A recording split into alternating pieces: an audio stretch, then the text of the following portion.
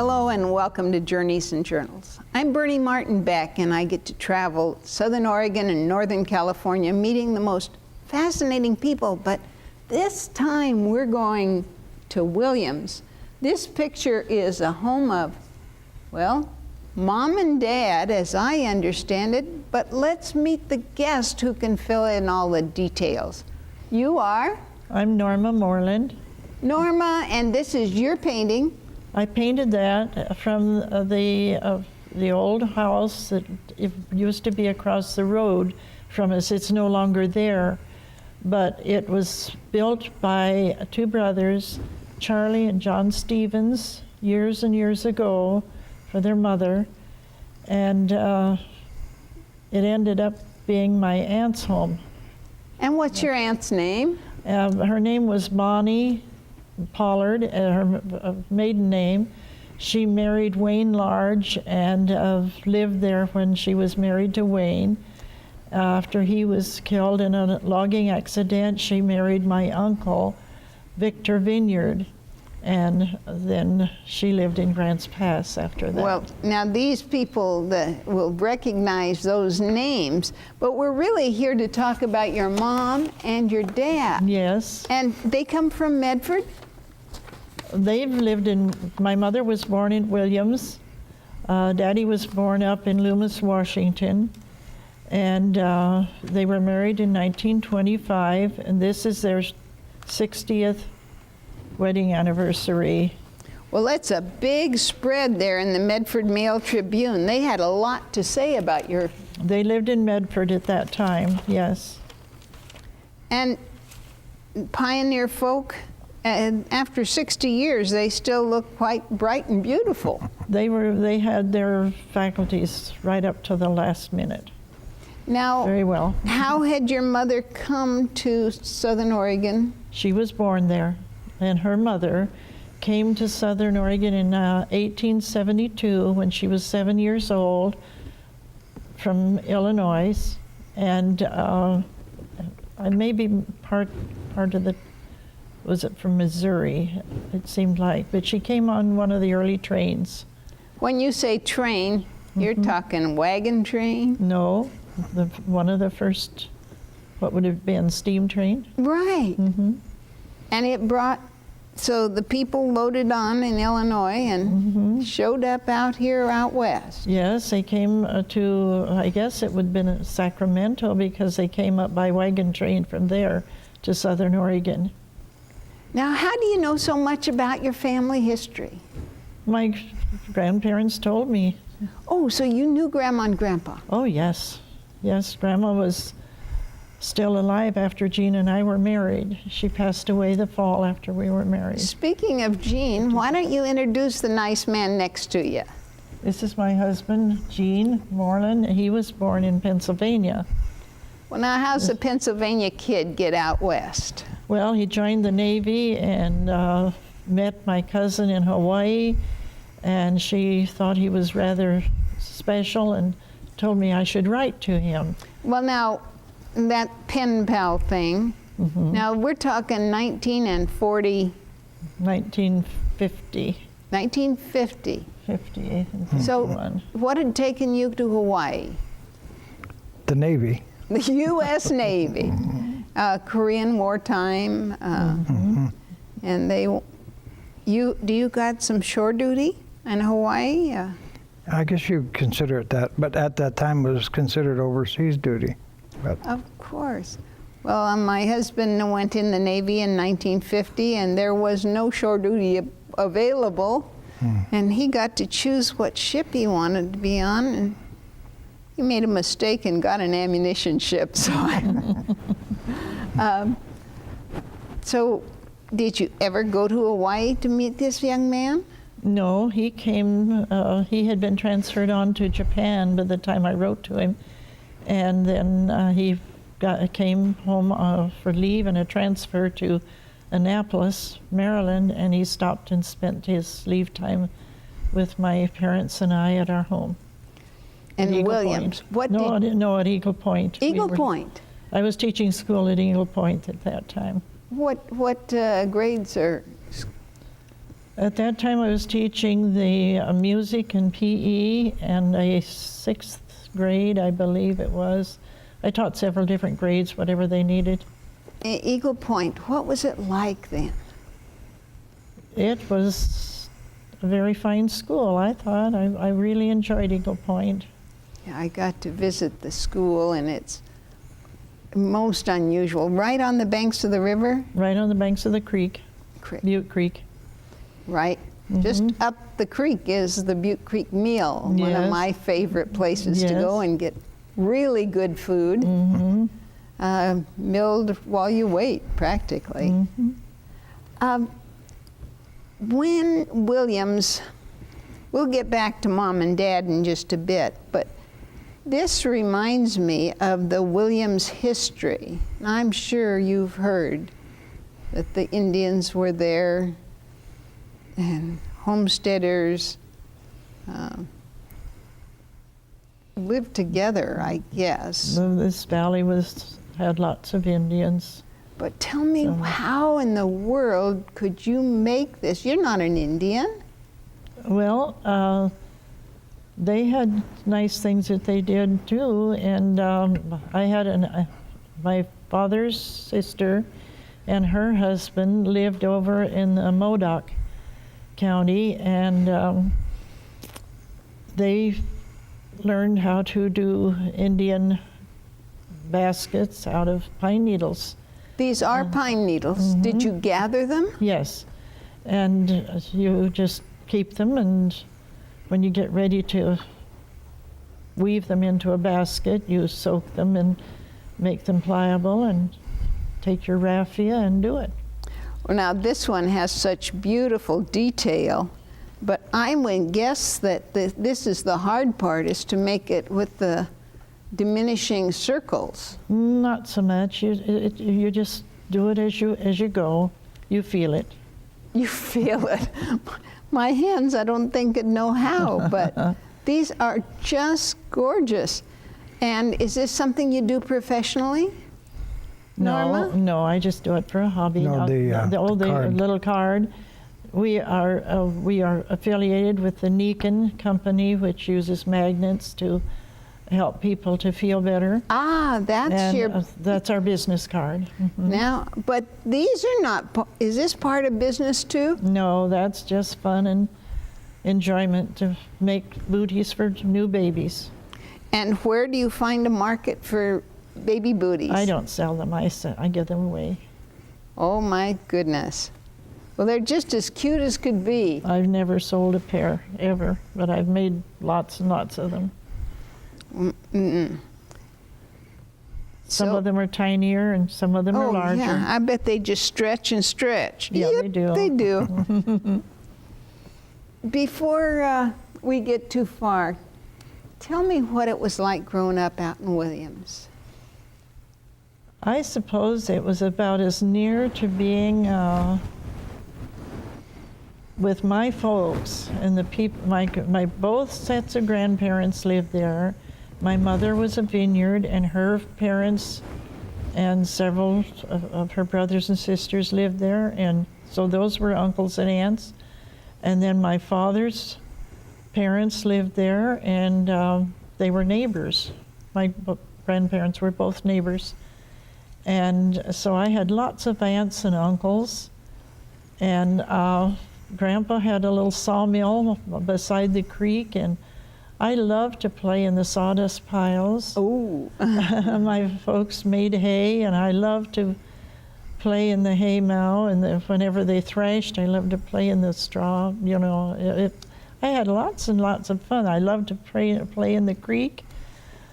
It was like a fairyland for a child, with all that love and all of that good, you know, Fresh air. fresh air and good garden things, and an orchard with apples and peaches and pears and How did you plums keep the deer out, I wonder? We didn't have so many deer bothering in those days Well, as we do now. They really help themselves now. don't they? Yes, they Don't do. they? Well, for a city fella to come from Hawaii and out here into rural America, what's it been like for you? It's been busy. We got into trucking, and Okay. so that took us up to Eugene for a while. But we came back.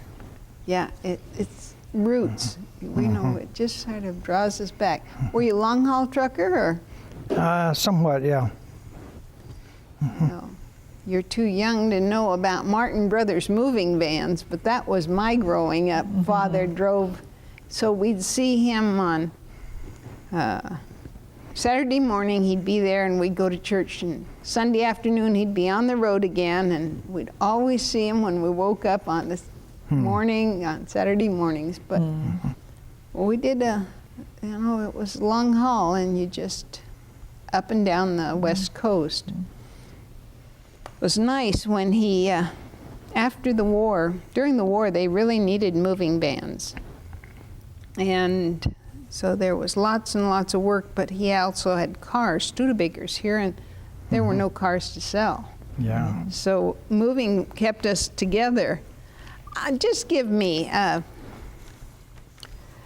how does this Grandma and Grandpa, how have they molded your life? You know, there are people watching that with young kids. What does a grandma and a grandpa do? Well, Hug you lots, cook cookies. we're great huggers. I told my son this morning, each one of his children were there, and they each wanted to give me a hug before we came and before they left. And I said to Myron, you sure have built some great huggers. Ah. Now, did you know the Myron Mean out Provo Way? Or I've heard the name, but I didn't know them personally, I guess. maybe they're not quite that far as Provo. He had a history there in Jacksonville, and when he was a kid, they'd still take gold dust into the store to buy stuff. Yes. Now, did you ever know of gold being used as a... Well, my daddy, they did some prospecting, and he had a little quartz vein up on the mountain that he had staked a claim to, and there was some gold taken out, and I remember him they took it out with quicksilver, scraped it off of the canvas, and he brought it, and I remember him taking it and putting it on the cook stove and putting a potato that was hollowed out over it so that the heat would cause the quicksilver to go up into the potato and leave the gold laying on the top of the stove, the stove. And then what did he do He with took it to town and had the, the stove lid, took it off and it cooled and... and then he took it to town and sold it at the SA office or wherever they took gold.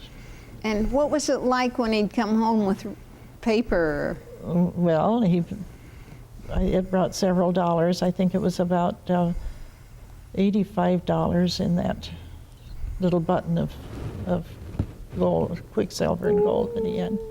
Wouldn't you But just- that was in the 30s, way back there. Right, when times were real tough. And Lots that was of pretty people. special. Oh, my. Well, let's talk. Did you know you knew your father-in-law, your in-laws, grandparents? You have special memories you'd like to share about the pioneer folk? I didn't know that part of it. Oh, you mean Norma's Yeah. grandparents? Yeah. I met her grandparents and her parents, and we got along fine. That's- He bought the grandpa's property from him before he passed away. And we lived there for a while, and then my parents lived there for a while in Medford. But during that time, Gene was retiring from the military, and we went back out. We had been in Guam and met college students who had come up from the lower islands of Micronesia to the College of Guam, and there weren't dormitories at the college then, so they farmed these students out to homes, as sponsored students. And so we had 2 different students from Micronesia lived with us during the time that we were there. And then whenever he was retired finally, they wanted us to go back and help them build their homes and their worship places. He went out and built bricks and helped build a mission house. We lived out in Micronesia then for a big part of 5 years. Oh, what a difference, huh? What compare Micronesia with Williams yeah. or Eagle Point? That would, Well, the huge coral island with palm trees and hibiscus and bougainvillea and all of that beautiful seawater, azure blues of every shade, and it's beautiful. well, now, you are a builder besides being a sailor? Not much. Oh, but you Just can help. Yeah. Well, he did. He helped build the post office and what else? The- Did you work on the courthouse? No, just the post office, I guess. And this is what city or? It's the islands of Micronesia are spread out over about an area about the size of the United States. It's a huge area in the ocean, just on the equator, practically south of Guam, north of New Guinea. How did you cope with the warmth, the humidity, the whatever there? Just take a nice cool shower in rainwater about twice a day. Twice a day. Oh, that's so far from this that I see.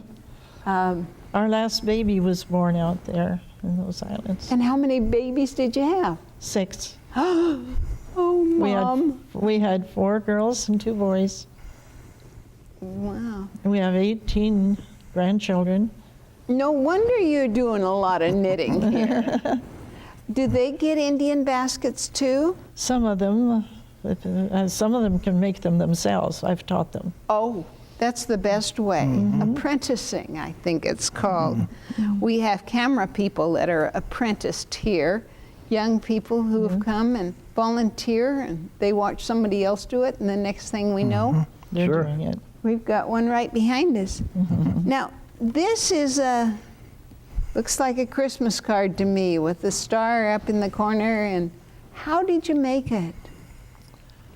I took poster paper, Right. scored it off so that it was the size of a postcard, just with a light pencil, and then laid a little piece of cedar on each one of the spaces, and took a can of green spray paint and sprayed it. And then picked up the cedar and left the little shadows of green, and then put the little piece back on with glue. What a Christmas gift that is, something made by hand. I usually make my Christmas cards, either paint them or do something like that. I should have guessed with so much talent in your little finger here that you can make baskets. What about this picture is something you painted yourself? Yes, that I painted. I've done quite a few paintings. Now, of oil paint. where did you get this talent, the skill, the training for I painting? got the idea because my aunt she was a good oil painter, and I thought, I wonder if I could do that. And so when we were living in Eugene, here several years ago, there was a lady had some oil painting classes near us, and Jean said, "Would you like to take that class?" I said, "I think I would." So I started. Doris Prieto was her name, and she had a wonderful talent of teaching, and there were several in the class, and I was there about 2 years. Well, and this is, I mean, I can almost feel my feet going up those steps. It's so real. but this one just wins my heart. That's one of our little grandsons. Tell me about the guy. He's about 22 years old now. That's David, and he'd never had a pretty red apple before. His mother brought him home from Micronesia. Our daughter lives out in Guam even now. But she brought little David home when my father passed away, and he had a pretty red apple given to him, and he's feeling He's it. about 6'4". Yes. Oh, he is. He's one of the tallest boys in our family now. Now he is, I mean, I'm sure that we'd feel the same way about a pineapple or a mango or something. Yes. But an apple would be totally Different. It's so No. different. Hmm. the texture. I remember my Aunt Mary, who came from Washington, Spokane. Hmm. She said, "Oh, not apples for a 50th." To her, apples were just common. Where we think of apples as just being as certainly as valuable as bananas and you know all the rest. Yeah. You know, I want to get back to Mom and Dad. Okay. How long were Grandma and Grandpa married? Do you know that fact? They were married over about 62 years. And their parents, her parents were. Her parents, I don't remember the amount of time. Grandpa passed away when I was 6 years old, and Grandma lived until after Gene and I were married. So, Well, it sounds to me like divorce is just not in your family history. But not so much. I want to know some secrets about these people, things that you just cherish as being your family. Well, for my parents, Daddy and Mother, they knew the Lord. And I knew from the time that I can even remember that God loved me. Yeah. And now their names? Jesse and Ida Elder. And out in Williams, they were in Williams at the time, or? They were married in Williams. Mm-hmm. But now they're the ones that went to Eagle Point? They lived out in Evans Creek for a while. And then they moved into Medford, didn't they? He worked at the Table Rock Ranch at Table Rock on that big cattle ranch for years. He was an irrigator, very, very good to handle water. He could make water go almost uphill, you know. Now that's an art form we don't hear much about with rainbirds and all. Mm-hmm. But they used ditches and shovels, and that was an interesting time for him because out in that part of the valley there are lots of rattlesnakes, and he had a jar full of rattlesnake rattlers that he had salvaged off of snakes that he disposed of. And what happened? One of my nephews has that collection of rattlers. Yeah, he wanted it when Grandpapa. I'm so Granddad grateful died. for every dead rattlesnake. Somebody maybe likes them, but not I. Not I either. Do you stories about when he was out on the ditches and wild animals out there? I'll tell you a little personal history story. I had a little brother. There were 3 of us girls, and then when I was 16, we had a little brother was born, and he was mentally handicapped, but Daddy would take him with him up out to irrigate, and he would sit down while they waited for the water to spread on the meadows, and he talked to him about the Lord, and that little fellow understood God's love for him too. Oh, that's a beautiful story. Now, tell me exactly where this place was with the irrigation. Is it? Table Rock Road, you know where it goes Sure. out between the Table Rocks? Yes. It's right between And the did they table. own this property, or they were? No, it was owned by I'm not Readers. Readers Fruit. Readers Fruit Company, and they had cattle on there, and they had a foreman, and they had people that did different jobs. I wonder if they found very many arrowheads out in there. Do you ever? Lots of arrowheads. Oh, and passed on down to the next generation, or? Well, Daddy every once in a while would find an arrowhead, and we have a nephew that has a nice collection of arrowheads. Well, folks, this is the place where First Nation people had first priority, right? Yeah. And how different history might have been if we could have all lived in peace. It would have been a... Well, you have just a couple more minutes. I want you to share your favorite story. Besides the two of you getting together, I've already heard that it's going to last forever. I'm thankful for the children Oh, and the yes. grandchildren and the joy that they bring into our lives. They have not been desperate situations. They've been joy. Oh, good. Now, you've got a fuzzy scarf on. What about that? I have a sister who crocheted that for me. And your sister's name? My sister is Wanda. Wanda Griffith, and she lives in Sam's Valley yet. Oh, she does. Well, And I have maybe- another sister, and her name is Melba Waters, and she is in a care home in Central Point. Well, next Assisted time you living. come, I hope you'll bring a sister with you and I some more wanted to bring stories. Wanda today, but she wasn't able to come. So. Well, folks, I want to thank you for tuning in, because we've just learned a whole lot. First person, you were born here, you grew up to teach here, and we welcome her back. Beautiful paintings, and I'd love to have you on TV and let you know, tell us about your family. I'm Bernie Martin Beck saying bye for now. Thank you, Bernie.